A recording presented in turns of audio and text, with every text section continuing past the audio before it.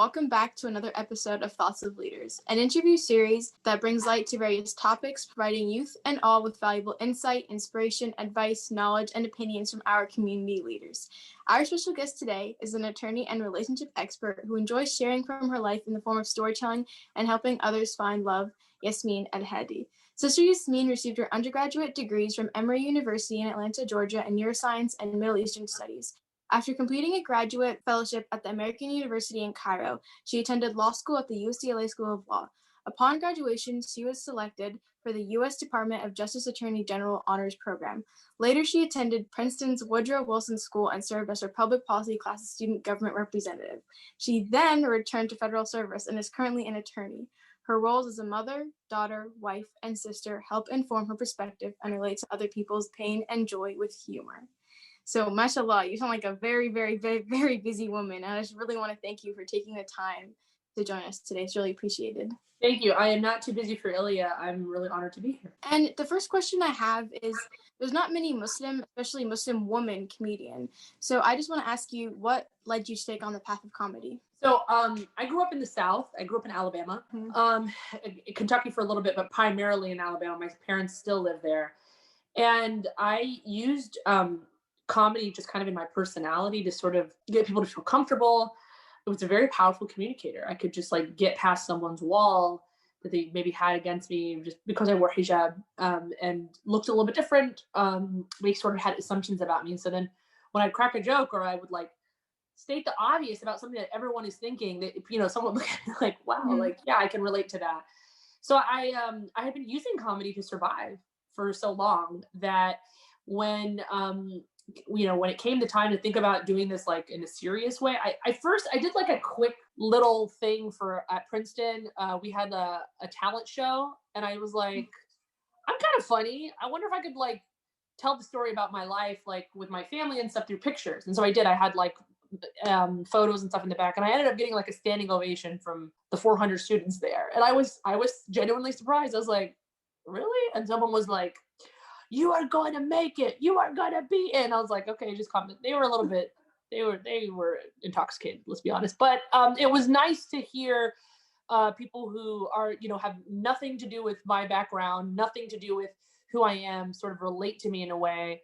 And I was surprised. I was surprised by that. You just never know when you're in a college setting and stuff. You don't know if people are just like not really there, and so they're just like excited for the experience, or like if you have like an actual talent. So I didn't think much about it until the Trump administration kind of came into power, and then in this infamous interview with Anderson Cooper asked Donald Trump, like, what do you think about Islam? And he says, I think Islam hates us. And I just was so struck by that statement that in like one very quick, like 15-second, maybe 10-second soundbite, this man collapsed, a religion of over 1 billion people worldwide, and a religion that predates the idea of a nation state, let alone the United States of America. I mean, talking about a tradition that has nothing to do with the United States. It doesn't see the United States. It's a tradition. It's a religious tradition. It's a faith. It's a way of life that has nothing to do with liking or hating anything outside of God. It's a God-centric way of life. So that bothered me, and I thought, I need to get out in front of people. I just gotta go talk to people. I wanted to talk to every American that I could. I wanted to try to reach every household, every as much as possible, any person that was unsure about who we were or what we meant in the United States. I wanted to be a voice for that, and to be a safe place where people could ask questions and laugh a little bit about the tension that is created when we have a statement like that that's made. And you mentioned growing up in Alabama, the South, and the South is the South. Yes. So yeah. Other than comedy, is there any other ways that like helps you get through like racism, Islamophobia, and just like looks, those looks in general? Yeah. Oh, totally. I think being confident about who you are is the key. So comedy is a way that I build my confidence, and it's also a way that I connect to people. But I think that if you are a confident person, you're very strong in your understanding of what you believe in. That is the best way that you can combat any stares, anyone making you feel bad about yourself, making you feel horrible about yourself. You can just push back against that.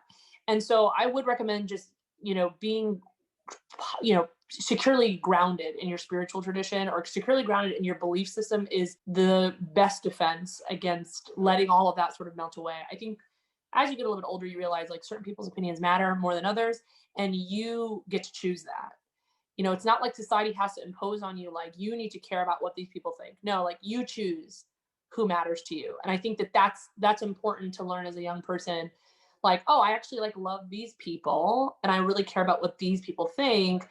Anyone else is sort of like, it's just like noise. It's just background noise. So I think that the more focused you are about who you are and the more focused you are about your identity, you can go up against anything. Because I think that especially young Muslims have to understand that they are standing on the shoulders of giants, that we stand upon a legacy of excellence dating back not just the Prophet Muhammad, peace and blessing upon him, but all the prophets. Like we are the inheritors of the earth.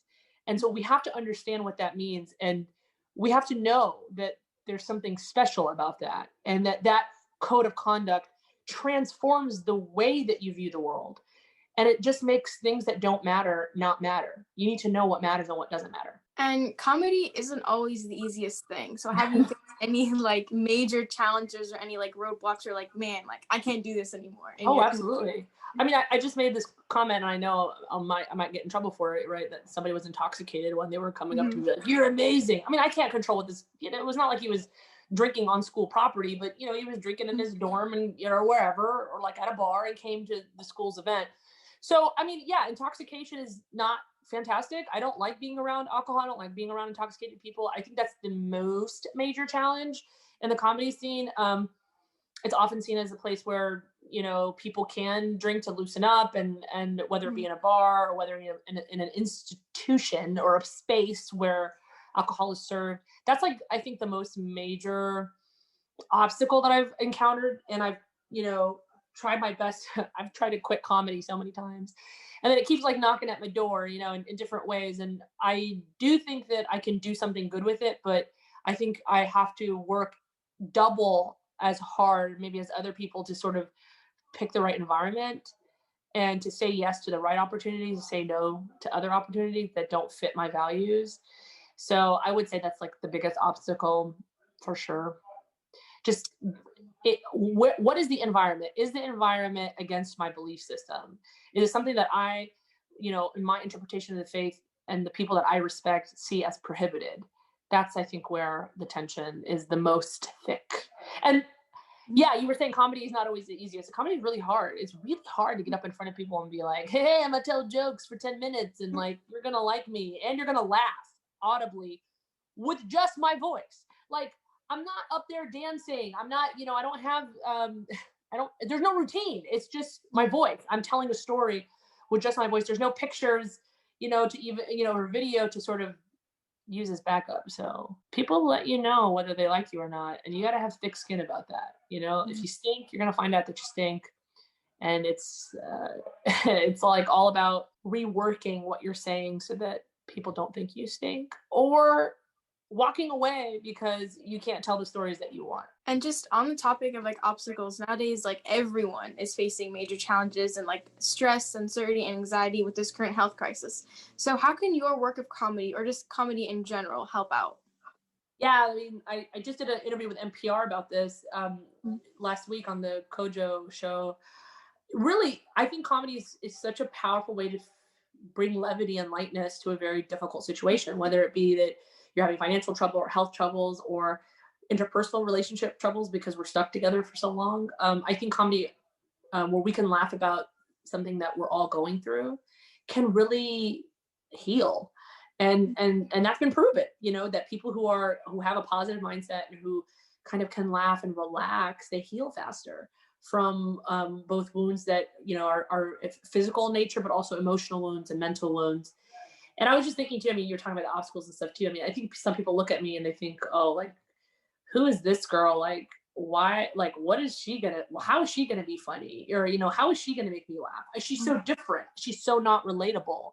Or she's, can she speak English? Like I've had some people are like, where are you from? And I'm like, really? Are we really gonna like ask that question still? Like it's 2020, gonna be like, but where are you like from? Yeah. You know, like where are you from? And I have to be like, does that matter so much to you? Like, I think other people get a pass. Like, I think certain like a demographic of comedians get a pass. Like people just automatically assume that they're going to be funny, or that they assume that like a demographic is just, they're giving them a chance without this like preconceived notion, whether it be negative or positive. And I think with me, I'm always starting at a negative. I'm always starting with like a negative deposit in the bank, and I've got to like get to zero and then build something after that. Yeah. And I just want to say, Michelle, you're also an attorney and a mother, and I am. Blogs, your relationship. I'm a mom. Do you see all this? Mother, yes. And I know being a mom nowadays with online school, especially elementary school, is not easy at all. It's rough. You know, my kid is he's 3, so we're right. You know, we're before that elementary school stage. So I'm happy about that, because I also didn't want him to feel so much loss. I feel like there's a lot of grief and a lot of loss to deal with COVID-19, like the loss of a whole, you know, year of development in school and things like that. But I am really thankful for the support system of my partner, my husband, my mom and dad, who, you know, try to help, either even if they're just watching the kids on FaceTime, you know, and they're talking to them, and I'm like, okay, let me just brush my hair. I just got to brush these like knots out of my hair. You know, it's really, really, really hard with COVID and having little tiny people. My other son is 1. So they're just like littles, and they're so dependent on me, and I love them to death. I do think that there's always this like balance that you have to strike, I think, as a mother or as a person who is really passionate about their career, which is, you know, what are my priorities? Am I spending enough time dedicating myself to the right kinds of things? But I think like if you are an unhappy parent, you will end up, unfortunately, like resenting your children or making them your whole life. And then when they like do something, or like they want to go away for whatever reason, you like can't let go, and like all of your conversations center around them. So, and I know we all like understand that, because we have parents that probably, you know, can relate, you know, you can relate to what I'm saying. So I think it's really important for us to find our way as young parents, or older parents. Like, I don't think there's no time that's too late to like be fulfilled. So I just think you have to like learn how to strike that balance. And that's something that I struggle with every single day. And that I have check-ins, you know, regular check-ins with my husband, my parents, the people that really love me, the people I care about, right? Like I can actually like count them on my fingers, the people that I really care about, and just say like, hey, what do you guys like? How do you think I'm doing? And they're like, well, I think you should do this. And COVID in many ways has been such a big blessing, because, you know, I toured twice in 2019. I strapped my baby to my body and took him with me. And I'm like handing him to a comedian. I'm like, hey, could you hold my baby for a second? I gotta go do my set, you know. So I'm happy that I'm actually not touring in 2020, because it's just been easier to just get back to being a mom. But there are much needed escapes. That was a really long answer. I need to cut my answers down. No, you're fine. You're fine. It's a balance. I'm trying to be the best mom that I can, but they embarrass me a lot by doing, you know, just hilarious things. Oh, like my son, like my friend took him out. And I talked about this on PR. My friend was just like being nice. She was like, yeah, let me take out the kids. Like, let me help them out. And I'm like, are you sure? Like, they're like this hybrid Arab Afghan thing. They're like a pretty potent mixture of like fighter genes, you know, freedom fighting genes. She's like, no, it can't be that hard. And like my son like pooped in the street. He like pulled on his pants and like just took a dump at the beginning of our subdivision, right at the neighborhood sign, to be like, hey guys, welcome to the neighborhood. I'm Zane. What's going on? I'm Arab. Yeah, I'm civilized, obviously. I'm a Muslim. Yeah, welcome. Deuces, but like the other kind. So gross. Mm-hmm. So there's that. And I'm trying my best. This woman, she came back and she was like pale in the face, and she was like, can I like talk to you about something weird that just happened? Like, I don't know if like it's like your people or your culture. And I was like, hey, I resent that. It's racist. It's got nothing to do with my people or my culture. I'm just a bad mom. That's just me. That's all me. Anyways. And just like to close everything up, lastly, I want to ask you, what advice would you give Muslims, specifically young Muslim girls who look up to you as a comedian? Okay, young Muslim girls who look up to me as a comedian, which I think is like a small sliver of the population. I hope that you have better role models than me. But my biggest piece of advice is don't let fear dictate your decisions. Try everything, even at least once, to see if it makes sense for you. Don't be ever afraid to be like, oh, I want to try this and then not try it.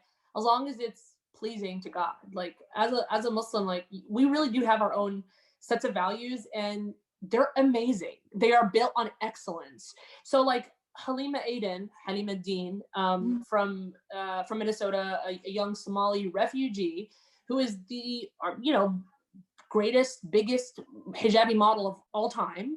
She has, over 1 million followers on Instagram. And she's just like, yeah, I don't want to do this fashion thing anymore. It was never made for us. I wear hijab. I like to wear my hijab like this. The fashion industry wanted me to wear my hijab like that. And I did that for a while. And now I realize with COVID, I'm at home. I'm not traveling. I'm not doing runway shows and traveling for fashion weeks. I'm like with my mom and I like her. I want to be like her when I grow up.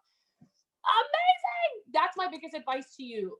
My biggest advice to you is like really sit with who do you want to be your role model? Who are you modeling yourself after? We chase what we love.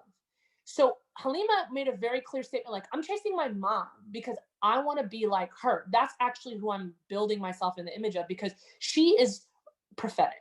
She reminds me of the prophetic example. She is God conscious. She reminds me that my Deen comes before my Dunya at all times. She helps me not compromise on things that are important. That's it. I mean, that is it. So as long as that's there, try out different things, figure out what you like, and make sure that you're listening to that little voice inside because that's your fitrah. That's that fitrah. You were created so beautiful and so pure and so whole, and you know what's right. Allah created you with that GPS honing device. It's going home. You are going home. Inna lillahi wa inna ilayhi raji'un. You're going home. You belong to God, and you're gonna go back to Him. You don't belong to anyone else. So just remember that. And so if any industry or if anything wants to own you, don't let it. Remember that God owns you, and that is like the purest kind of love, and it's the purest kind of mercy. So make sure that you're tethered to something real. But get out there and try some new stuff. Fail. Who cares? It doesn't matter. You're going to get back up again. As long as you're breathing and as long as you are not deviating from your belief, then you won't be humiliated on the day of judgment. You won't be resurrected with the people that you love, and they're bad people. Remember that. You'll be resurrected with the people that you love. So make sure that the people that you love is a good crew because you're going to be resurrected with them. We know this from our tradition. And as long as you also are going to die in the state, like you will be resurrected in the state that you die. So how are you dying? Think about that because it can happen at any moment. So whatever you're doing in that moment, just remember, like young people, young Muslim people, whatever you're doing in that moment, if you died in that moment, how would you feel if you were resurrected just like that? Is it embarrassing? Is it powerful? Is it meaningful? Is it showing gratitude? Is it an ungrateful state? So that's my biggest advice. My answers are so long. I'm so sorry. No, why? You're providing this is really good information. I'm sitting here. I'm enjoying. You're making me laugh. Somebody's like, let me just. If you have anything else to add, feel free to add anything else. The only thing I want to say is loving one another is holding each other accountable. Love is not just, I love you, do whatever you want. Love is looking at someone and going, are you sure this comports with your values? Are you sure you feel comfortable with this? So loving one another, I think, is looking out for each other. And I know that for young people, they have a really serious fear of being judged, and nobody wants to feel judged. I think that we need to just sit for a moment about what is judgment. And if someone is looking out for you or telling you like, hey, like, does that make sense for you? And is that healthy for you? That you don't see that as judgment as the first place your mind goes, but instead you think, maybe this person loves me so much that they want me to stop for a second, take a pause and think about what I'm doing. I think when you're young, it's very, you want to follow your impulses. It's very easy to do that. Your brain is built to do that. Your brain has not been fully developed with all the executive function in the frontal lobe. So it's okay. You're going to make mistakes.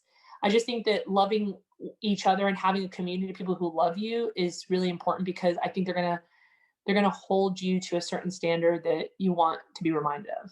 And with that, I just want to thank you so much. Jazakallahu khair. I really enjoyed having you here. Thank you, Sumaya. You're the best. Thanks for all the flexibility. I just wanted to say thank you, Ilya. Thank you, Sumaya. Thank you, Hanan. Thank you for your time. And I wish you guys the greatest, highest heights in this project and in helping, shape the leaders of tomorrow. Go you guys. Thank you. You too. Go you.